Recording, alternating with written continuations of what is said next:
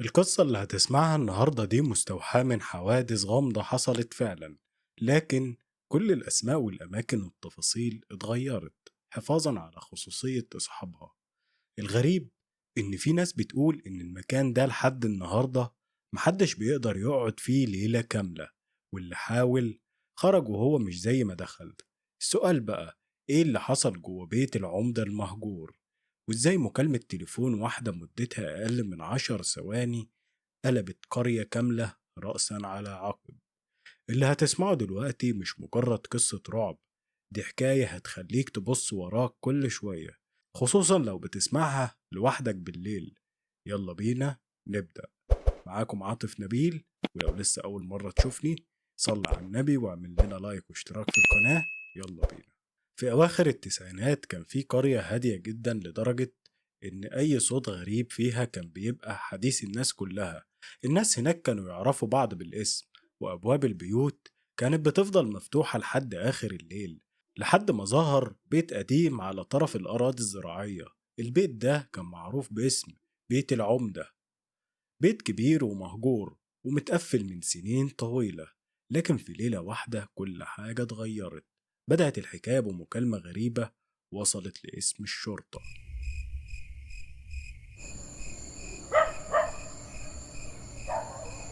كانت الساعة داخلة على 2 إلا ربع بعد نص الليل. اسم الشرطة في المركز كان هادي بشكل غريب. الضابط اللي كان موجود كان اسمه النقيب كريم، كان قاعد بيكتب تقرير عادي، والعسكري اللي معاه بيحضر كوباية شاي. وفجأة رن التليفون الأرضي، رنة واحدة وبعدين محدش رد، فرن تاني وتالت. وبعد كده النقيب رفع السماعة وقال بهدوء: ألو، قسم الشرطة. في الأول مفيش رد، بس كان في صوت نفس تقيل جدا، كأن واحد بيجري بقاله وقت طويل. النقيب قرر وقال: مين معايا؟ بعدها بثانيتين سمع همسة بالكاد تكون مفهومة وهو بيقول: الحقوني، هو رجع. سكت الصوت والنقيب اتعدل في الكرسي: مين اللي رجع؟ وانت فين؟ جاله الرد بسرعة: بيت العمدة. وفجأة صوت صرخة عالية جدا وبعدها انقطع الخط. الغريب إن جهاز تحديد الخط أظهر إن المكالمة جاية فعلا من بيت العمدة القديم، وده كان مستحيل لأن البيت مقفول بقاله أكتر من 15 سنة، وخط التليفون متشال من أيام ما أصحابه سابوه. النقيب افتكر إنها مكالمة ممكن تكون مقلب، لكن بعد أقل من دقيقة التليفون رن تاني. أول ما رد مسمعش غير صوت خبط بطيء، بالظبط كأن حد بيخبط على باب خشب قديم. بعدها صوت راجل عجوز قال جملة واحدة: اوعوا تفتحوا الباب، وسكت والخط اتقفل. ساعتها النقيب حس إن الموضوع أكبر من مجرد هزار. قرر ياخد العسكريين ويطلعوا على المكان. كانت العربية ماشية وسط طريق زراعي ضيق، والضباب بدأ ينزل بشكل غريب. كل ما يقربوا من البيت إشارة اللاسلكي بتضعف، أنوار العربية بترتعش، والكلاب اللي في الشوارع بطلت تنبح. فجأة لما وصلوا شافوا البيت واقف وسط الأشجار، ضخم ومظلم كأنه مستنيهم من سنين. نزلوا من العربية وأول حاجة لفتت نظرهم إن باب البيت كان مفتوح، مع إن كل أهل القرية أكدوا إنه مقفول من زمان، من 15 سنة. النقيب قرب بحذر ونادى بصوت عالي: في حد جوه؟ مفيش رد. دخل أول خطوة وساعتها الباب اتقفل لوحده بقوة. العسكري لف بسرعة وحاول يفتحه، لكن الباب كأنه بقى ملتحم. وفي نفس اللحظة طلع صوت خطوات بطيئة جدا جاية من الدور اللي فوق، خطوة وبعدين خطوة وبعدين سكون تام. النقيب رفع الكشاف ناحية السلم وكان على وشك يطلع لما لمح حاجة خلت الدم يتجمد في عروقه. على أول درجة من السلم كان في آثار أقدام، لكنها ما كانتش طالعة لفوق، كانت نازلة، كأن حد كان واقف فوق وبدأ ينزل إليهم في الظلام. قلب النقيب اتجمد مكانه وهو بيبص على آثار الأقدام. كانت واضحة جدا، آثار تراب مبلول، لكن الغريب إنها كانت بتنتهي عند آخر درجة في السلم. مفيش أي أثر بعدها، كأن الشخص اللي كان نازل اختفى في الهوا. العسكري سيد بلع ريقه وقال بصوت مهزوز: يا باشا نمشي من هنا، المكان ده مش طبيعي. لكن النقيب هز راسه وقال: إحنا جينا عشان نعرف مين اللي اتصل، ومش هنرجع قبل ما نفتش البيت كله. بدأوا يطلعوا السلم ببطء، كل درجة كانوا بيدوسوها كانت بتطلع صوت يخلي القلب يقف من الرعب. ولما وصلوا للدور التاني لقوا 4 أوض، 3 منهم مفتوحين، أما الرابعة فكانت بابها مقفول بسلسلة حديد. الغريب إن السلسلة كانت جديدة، كأن حد كأن حد حطها من يومين بس. وقبل ما حد يقرب سمعوا صوت طفلة بتضحك ضحكة قصيرة، وبعدين سكتت. العسكري بص حواليه في رعب وقال: في عيل جوه. لكن البيت كان فاضي. فتحوا أول أوضة، كانت مليانة تراب وأساس مكسور. الأوضة التانية لقوا فيها صور قديمة متعلقة على الحيطة، كل الصور لعيلة واحدة، العمدة ومراته وابنه الصغير. لكن في كل صورة كان في شخص رابع واقف بعيد، ووشه مش باين، وكأن حد حكه بموس حاد. النقيب قرب من الصورة وفجأة لقاها بتقع كلها على الأرض في نفس اللحظة. العسكري بقى يصوت: يا باشا، حد بيعمل فينا كده! النقيب حاول يهديه، لكن لما رفع الصورة الأخيرة لقى مكتوب وراها بقلم أسود: ما تطلعوش فوق. سكت الجميع. العسكري بص للسقف وقال: احنا أصلا في آخر دور. لكن النقيب رفع الكشاف لفوق واكتشف حاجة مستحيلة. في السقف كان في باب خشب صغير، باب بيودي لطابق علوي. الغريب إن كل أهل القرية أكدوا إن البيت متكون من دورين بس، مفيش حد عمره شاف طابق تالت. جابوا سلم قديم كان مرمي في الممر وسندوه تحت الباب. النقيب طلع الأول. أول ما فتح الباب نزلت ريحة تراب ورطوبة شديدة. رفع الكشاف وكان متوقع يلاقي أوضة صغيرة، لكن اللي شافه كان ممر طويل جدا، أطول بكتير من حجم البيت من بره. الحوائط كلها متغطية بخدوش وكلمات مكتوبة بالفحم: ما, ما تسمعوش صوته، اقفلوا الباب، ما تبصش وراك.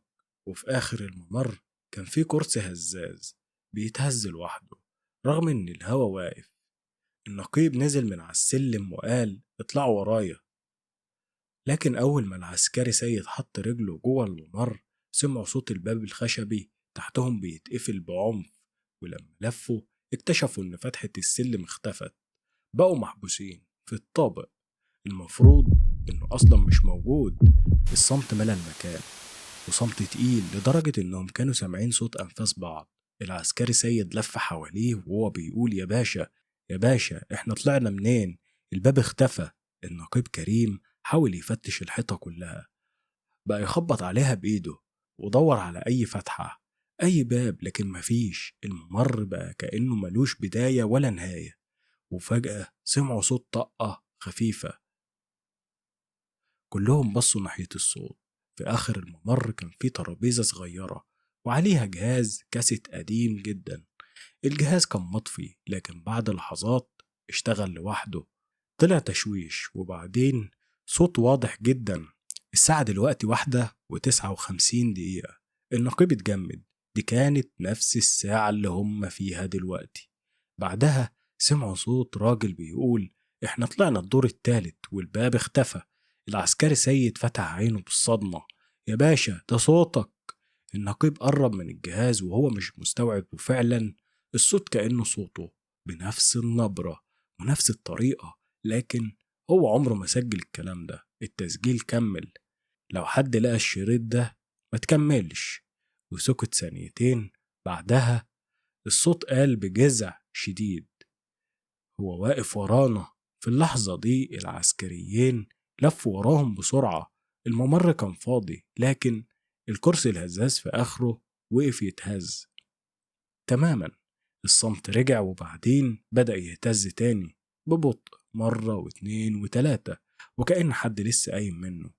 النقيب مسك الكشاف ووجهه ناحية الكرسي، والأول مرة شاف ظل بيتحرك على الحيطة رغم إن مفيش أي شخص واقف.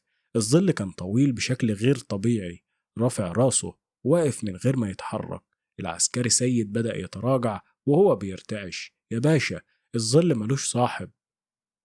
وفجأة الكشاف طفى، وثانية واحدة ورجع يشتغل، لكن الكرسي كان فاضي والظل اختفى. قبل ما حد ينطق جهاز الكاسيت اشتغل تاني. لكن المرة دي طلع صوت جديد، صوت طفل صغير بيهمس. ما تلتفتوش، ولو لفيته هتشوفوه. الكلام انتهى، وفي نفس اللحظة سمعوا صوت نفس ورا ظهرهم مباشرة، نفس بارد وبطيء كأن حد واقف على بعد سنتيمترات منهم. ولا واحد فيهم كان عنده الشجاعة يلف. النقيب حس بقشعريرة ماشية في جسمه، وكان عارف إن أي حركة غلط ممكن تكون آخر حاجة يعملها. ثم جاء صوت خبط 3 مرات من آخر الممر، وبعدها ظهر باب خشبي أسود، لكن ما كانش موجود قبل لحظات، وعليه عبارة محفورة بسكين. اللي هيفتح هيعرف الحقيقة، بس مش هيخرج بيها أبدا. وقف ال3 قدام الباب الأسود، ولا واحد فيهم نطق. العسكري ساد كان بيبص للباب وبعدين للنقيب كريم، وكأنه مستني منه يقول نرجع، لكن ما كانش فيه طريق للرجوع. النقيب مد إيده ببطء ولمس المقبض، كان بارد جدا، برود غير طبيعي. لف المقبض والباب فتح من غير أي صوت. دخلوا بحذر. الغرفة كانت واسعة جدا، لكن ما فيهاش غير ترابيزة خشب قديمة وكرسي واحد ودولاب ضخم عليه تراب سنين. وفي نص الترابيزة كان فيه دفتر جلد اسود. النقيب فتحه بحذر. اول صفحة كانت مكتوب فيها: لو وصلت للدفتر ده يبقى هو اختارك. العسكري ضحك عصبية وقال اكيد حد بيهزر. لكن النقيب قلب الصفحة التانية واتجمد، لان اول سطرين كان مكتوب فيه: الساعة الآن 2:07. 3 رجال دخلوا الغرفة. النقيب بص في ساعته، كان فعلا 2:07. بدأ يقلب بسرعة. كل صفحة كانت بتحكي اللي بيحصل معاهم بالتفصيل، حتى الكلام اللي كانوا بيقولوه. العسكري سيد خطف الدفتر من ايده وقال: مستحيل. وبمجرد ما قال الكلمة فتح صفحة جديدة لقاها مكتوبة فيه: بعد 2 العسكري سيد هيقول مستحيل. وقع الدفتر من ايده. كلهم رجعوا خطوة لورا. الصمت كان مرعب. وفجأة من داخل الدولاب طلع صوت خبط، وبعدين وكأن حد محبوس جوه. العسكري التاني قال: أكيد في واحد مستخبي. راح ناحية الدولاب. النقيب صرخ: استنى! لكن كان فات الأوان. العسكري فتح الدولاب بسرعة وكان مستعد يشوف إنسان، لكن الدولاب كان فاضي تماما. وفجأة الباب اتقفل بعنف. العسكري حاول يفتحه، ما اتحركش. بدأ يخبط من جوه: افتحوا افتحوا. النقيب وسيد بصوا لبعض بصدمة، لأنهم كانوا شايفين العسكري اختفى، رغم إن الدولاب من الداخل عمقه أقل من متر. مفيش مكان أصلا يستخبى فيه. الخبط فضل يزيد ويزيد، وبعدين اتحول لصراخ: خرجوني! أنا مش هنا لوحدي، في حد واقف في الضلمة. وفجأة الصراخ وقف. سكون. وبعد 5 ثواني باب الدولاب فتح لوحده. كان فاضي. مفيش أي أثر للعسكري، لا دم ولا هدوم، ولا حتى الكشاف اللي كان ماسكه اختفى، كأنه عمره ما كان موجود. النقيب كريم حس لأول مرة بالخوف الحقيقي، مش لأنه شاف حاجة مرعبة، لكن لأنه بدأ يصدق إن البيت بيبتلع الناس. رفع الدفتر من على الأرض، وكانت آخر صفحة اتكتبت لوحدها. 2 بس باقيين. ثم بدأت صفحة جديدة تتملي من غير ما حد يكتب. والجملة الأولى كانت: بعد دقائق هيكتشف كريم السر اللي مخفي من 25 سنة. النقيب بلع ريقه وقفل الدفتر فورا، لكن قبل ما يحطه على الترابيزة سمع هو وسيد صوت طفل صغير واضح جدا بيقول من آخر الغرفة: بابا، هم وصلوا. ولما رفعوا الكشاف ناحية الصوت شافوا باب سر صغير في الحائط، كان مفتوح ويخرج منه ضوء أصفر خافت، كأن حد منتظرهم في الداخل. وقف النقيب كريم والعسكري سيد قدام الباب السري. الضوء الأصفر اللي خرج منه كان ضعيف، لكن كفاية يخليك تشوف إن الممر اللي وراه ضيق جدا. بص كريم لسيد وقال: لو حصل أي حاجة ما تتفرقش عني. هز سيد راسه من غير ما يتكلم ودخلوا. كل خطوة كانت بتغوص في طبقة تراب سميكة. بعد حوالي 20 متر الممر انتهى عند أوضة صغيرة. الأوضة كانت مختلفة عن باقي البيت، نظيفة وما فيهاش تراب. وفيها سرير حديد ولمبة جاز منورة كأن حد كان عايش فيها لحد دلوقتي. فجأة قال سيد وهو بيشاور: يا باشا بص على الترابيزة، كان فيه رغيف عيش ناشف وكوباية مية، المية لسه فيها تموجات إن حد شرب منها من دقائق. النقيب قرب بحذر، وفوق الترابيزة لقى صورة قديمة. الصورة كانت لعيلة العمدة، لكن المرة دي وش الشخص الرابع كان ظاهر، راجل في 50 من عمره وملامحه حادة وعينيه ثابتة في الكاميرا بشكل مخيف. وراه الصورة مكتوب: الحارس. النقيب افتكر إن أهل البلد عمرهم ما ذكروا شخص بالاسم ده. في اللحظة دي سمعوا صوت كحة حقيقية جاية من آخر الأوضة. لفوا بسرعة وكان في ستارة قديمة متعلقة وراها حد بيتحرك. النقيب شد مسدسه وقال: اطلع وإلا هضربك بالنار. ساد الصمت، وبعدين خرج راجل عجوز ودقنه طويلة وهدومه قديمة وجسمه هزيل، لكن عينه كانت ثابتة بشكل غريب. قال بصوت هادي: كنت عارف إن اليوم ده هيجي. كريم سأل بسرعة: أنت مين؟ العجوز ابتسم ابتسامة خفيفة وقال: أنا الحارس. سيد صرخ: أنت اللي كنت بترن على الشرطة؟ العجوز هز راسه بالنفي وقال: أنا حاولت أمنعكم تيجوا. كريم اتعصب: يبقى مين اللي كلمنا؟ العجوز رد بعد ثواني من الصمت: البيت. سيد ضحك بخوف وقال: البيت بيتصل بالتليفون؟ العجوز بصله وقال: البيت ده بيحتفظ بكل صوت دخله، كل صرخة، كل همسة، كل استغاثة، ولما يختار ضيف جديد بيكرر الأصوات دي. النقيب افتكر التسجيل والمكالمة والأصوات اللي سمعها كلها بدأت تركب مع بعضها، وسأل العجوز: إيه اللي حصل هنا من 25 سنة؟ العجوز قعد على الكرسي وأخد نفس طويل وقال: الناس فاكرة إن عيلة العمدة اختفت. الحقيقة إنهم مختفوش، هم لسه هنا. في اللحظة دي انطفأت لمبة الجاز وغرقت الأوضة في ظلام كامل. ثم سمعوا أصوات خطوات كتيرة جاية من بعيد، مش خطوات شخص واحد، ده عشرات الأشخاص بتمشي ببطء جاية من الممر اللي دخلوا منه. كريم شغل الكشاف بسرعة، لكن الضوء بدأ يضعف وبيقفل وبيفتح مرة واتنين وشوية ووقف. ولما رفعه في الممر ما شافش أي حد. كانت هناك آثار أقدام جديدة على الأرض الترابية، آثار كتير وكلها بتتجه نحوهم. كريم ثبت الكشاف بإيده وكان الضوء بيرتعش مع كل نفس بياخده. آثار الأقدام كانت بتزيد، لكن مفيش حد ظاهر، كأن الأرض نفسها هي اللي بتمشي. العسكري سيد رجع خطوة لورا وقال بصوت مبحوح: يا باشا احنا لازم نخرج حالا.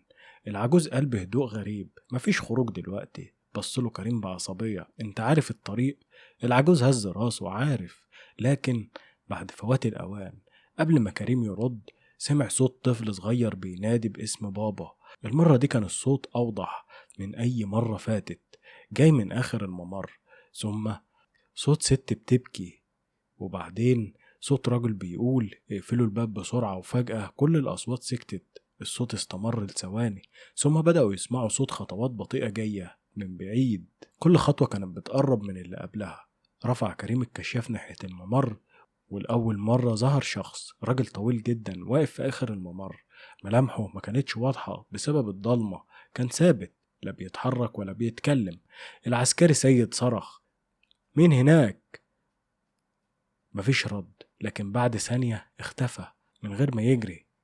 كان واقف وفجأة بقى مش موجود. في اللحظة دي العجوز قال بصوت منخفض: بصوا في الأرض مش قدامكم.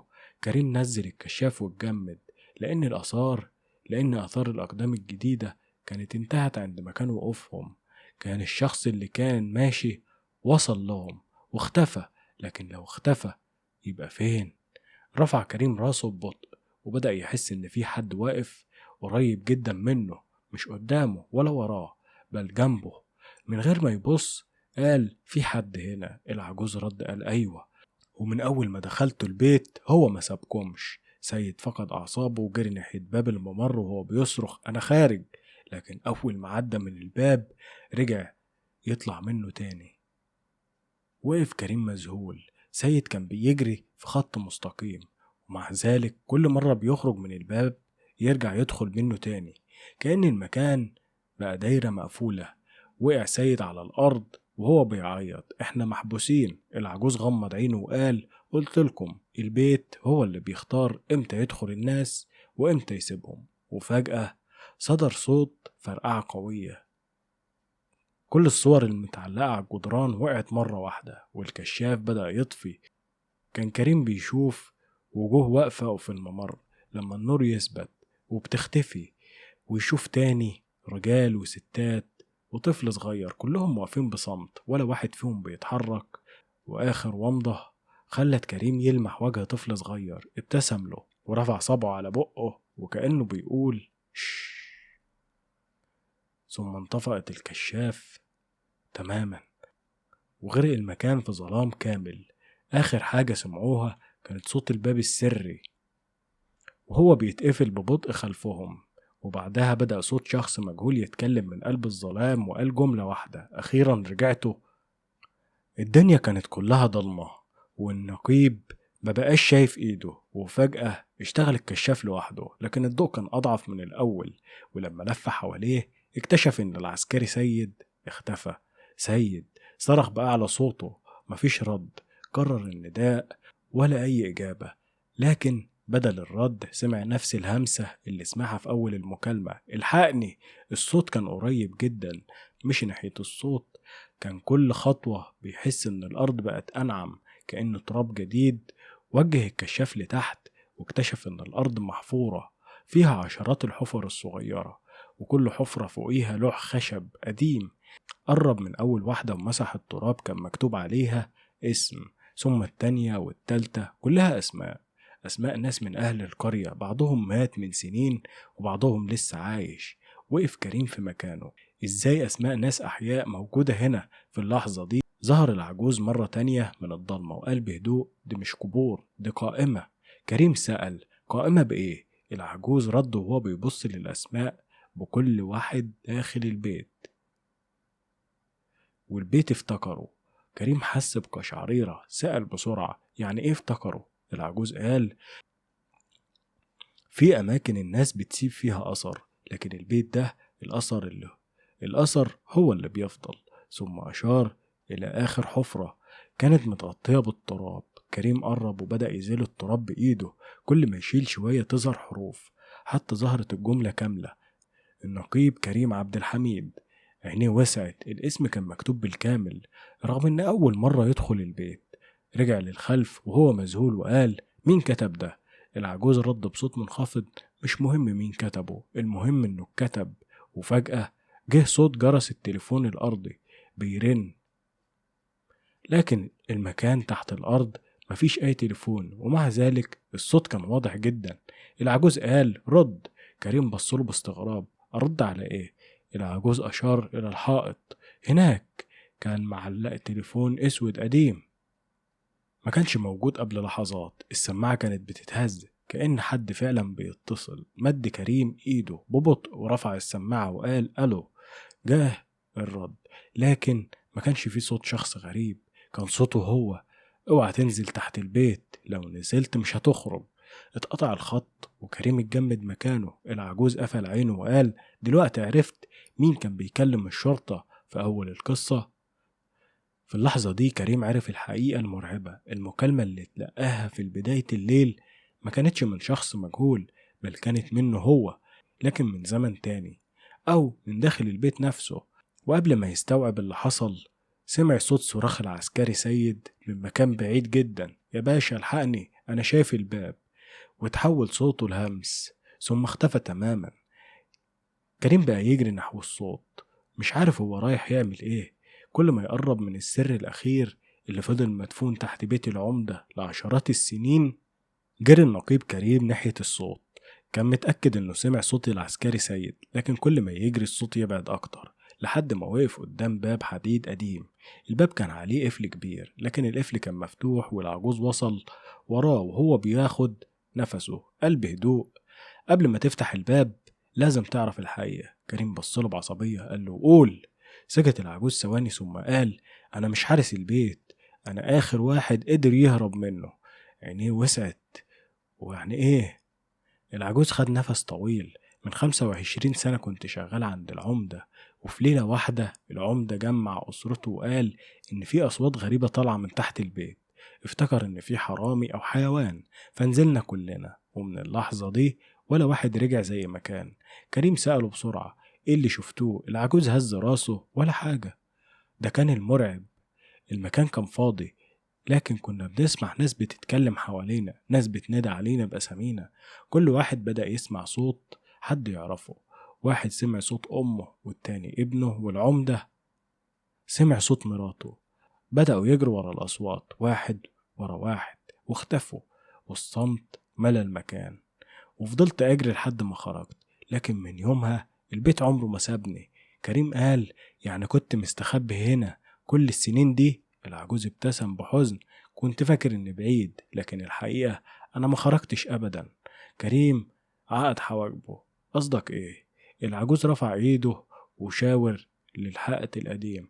كل مرة كان عليه مرآة مغطاة بالتراب. مسح التراب ببطء، ولما كريم بص فيها شهق. المرآة كانت بتعكس صورته هو، لكن العجوز ما كانش له أي انعكاس. وقف كريم مكانه وقلبه بيدق بعنف.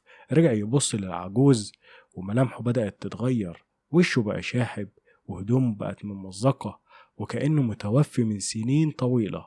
قال العجوز بصوت منخفض: أنا حاولت أحذر كل اللي دخلوا بعدي، لكن محدش كان بيسمع. وابتسم ابتسامة هادية وقال: دوري خلص. وبدأ جسمه يختفي ببطء، كأنه بيتحول إلى تراب. وبعد أقل من 10 ثواني اختفى تماما، وما بقاش منه أي حاجة إلا المفتاح المصدي اللي وقع على الأرض. وفي اللحظة نفسها صدر صوت فتح باب الحديد وحده، وخلف الباب كان موجود سلم حجري طويل بينزل لتحت. ومن عمق الظلام جه صوت العسكري سيد، واضح المرة دي وهو بيقول: يا باشا أنا هنا. لكن المرة دي كان معاه صوت آخر، صوت راجل ما سمعوش كريم من قبل كده. قال بهدوء مرعب: انزل، احنا مستنيينك من زمان. كريم مسك المفتاح المصد بقوة، وأدرك إن نزوله السلم ده ممكن يكون آخر قرار ياخده في حياته. وقف النقيب كريم قدام السلم الحجري، وإيده كانت ماسكة المفتاح المصدي، وعقله بيقول له يرجع، لكن قلبه كان عايز يعرف الحقيقة مهما كان تمنها. بدأ ينزل درجة درجة. الغريب إن السلم كان طويل جدا لدرجة إنه فقد الإحساس بالوقت. كل ما ينزل الهواء يبقى أبرد، لحد ما وصل لقاعة ضخمة تحت الأرض. رفع الكشاف وشاف عشرات الكراسي الخشبية موجودة، كل كرسي عليه طبقة من التراب، كأن الناس قامت منه من زمان وسابته. وفي آخر القاعة كان في باب خشب صغير مفتوح، خرج منه ضوء خافت. وفجأة سمع صوت سيد: يا باشا أنا هنا. جري كريم ناحية الباب وفتح الباب بسرعة، واتصدم. لقى سيد قاعد على الكرسي سليم من غير أي إصابة.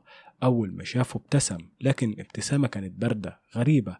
قال: اتأخرت ليه؟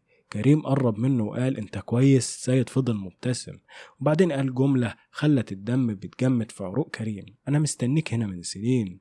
كريم رجع خطوة: أنت بتقول إيه؟ سيد رد بهدوء: أنت فاكر إننا دخلنا البيت النهاردة؟ لا يا باشا، إحنا دخلناه من زمان، بس البيت خلاك تنسى. وفجأة بدأت صور سريعة بتلمع جوه دماغ كريم، وشاف نفسه لابس نفس الهدوم، وشاف نفسه داخل البيت مرة واتنين وعشرة، كل مرة النهاية مختلفة، لكن في كل مرة كان بينتهي بيه الأمر تحت البيت. وقع على ركبته وهو ماسك راسه: لا مستحيل. سيد قرب منه وقال: المكالمة اللي جاتلك كانت منك، والتسجيل كان صوتك، والتحذير كان ليك. رفع كريم عينه وسأل بصوت مرتعش: احنا هنا بقالنا قد ايه؟ رد سيد: محدش يعرف. هنا الزمن واقف. وفجأة اتفتح باب كبير في آخر القاعة، وخرج منه نور أبيض قوي. سمعوا نفس الصوت الغامض، لكن المرة دي كان واضح جدا. قال: الاختيار الأخير، واحد هيخرج وواحد هيفضل. ساد الصمت. كريم بص لسيد، وسيد بص لكريم. لأول مرة اختفت الابتسامة من وش سيد، وقال: لو خرجت انت انساني، ولو خرجت انا عمر ما هفتكر انك كنت موجود. بدأ الباب الابيض يقفل ببطء. ثواني قليلة والفرصة هتضيع. جري كريم ناحية الباب، وفي نفس اللحظة سمع سيد بيصرخ باسمه، لكنه ما بصش وراه. كل اللي كان شايفه هو الضوء. ولما عدى من الباب وقع على الأرض بقوة، وفتح عينه ببطء، ولقى نفسه قدام باب البيت بتاع العمدة. وقت الفجر والبيت كان مقفول. كأنه مهجور من عشرات السنين، لكن لما بص على إيده لقى المفتاح المصد في إيده وكان ماسك عليه بقوة. بلع ريقه وعرف إن اللي حصل ما كانش حلم، لكن الصدمة الحقيقية كانت لسه مستنياه.